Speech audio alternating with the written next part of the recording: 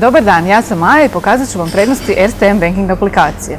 Jedna od najkorištenijih funkcija vjerojatno će vam biti pregled stanja vaših računa, bilo da se radi o tekućem računu, žiro računu ili nekom drugom računu kojim raspolažete.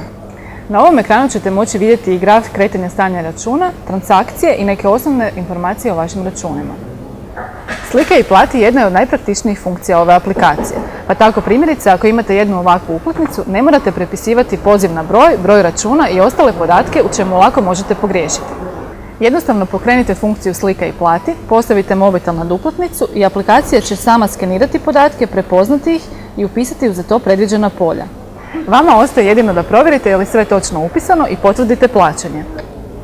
Ovo je vrlo jednostavan i praktičan način za unos podataka s uplatnice, tako da možete jednu ovakvu hrpu uplatnica riješiti vrlo brzo. Slika i plati prepoznaje i dvodimenzionalne bar kodove koji se nalaze na mnogim uplatnicama, tako da možete skenirati sve standardne uplatnice s ili bez bar koda. Od ostalih funkcionalnosti aplikacije ističe se mjenjačnica u kojoj možete kupovati ili prodavati devize, pregled troškova kreditnih kartica ukoliko ih imate, te informacije o kreditu.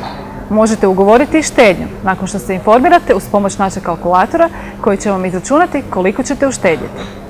Uz pomoć ove aplikacije možete kupiti i GSM bonove za sve operatere u Hrvatskoj, ugovoriti neki trajni nalog, pregledati stanje mirovinskih i investicijskih fondova te vidjeti trenutnu tečajnu listu.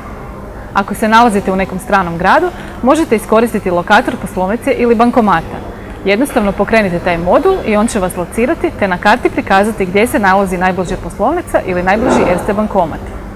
Osim kalkulatora štednje, tu je i valutni kalkulator, a tu su i kontakt informacije Erste banke za eventualnu potrebu prijave nestanka kartice. Sve ovo možete i sami isprobati uz pomoć demo mBanking aplikacije. Vjerujemo kako će vam se toliko svidjeti da ćete odmah ugovoriti mBanking uslugu.